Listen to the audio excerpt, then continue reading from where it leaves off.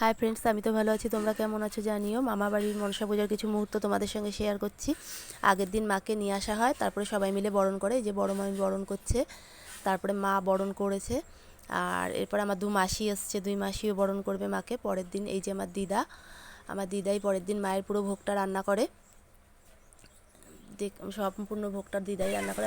তারপরে বাইরে সবার জন্য খিচুড়ি তরকারি পায়েস রান্না করা হয়, সেটা আমার মা এই যে ভোগ প্রসাদ দিচ্ছে সবাইকে। এরপরে মন্দিরে যাচ্ছি, মা শীতলা মা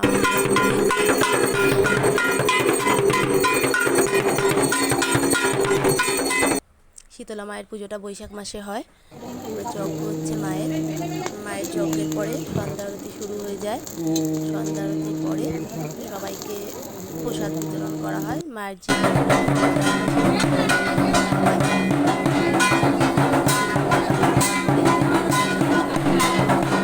যে এই পর্যন্ত এই পুজোর ব্রাহ্মণ কিন্তু আমার বড় মামা নিজেই। মার কাছে প্রার্থনা করি সবাই সুস্থ থেকো, ভালো থেকো, মা মনসা সবার মঙ্গল করুক।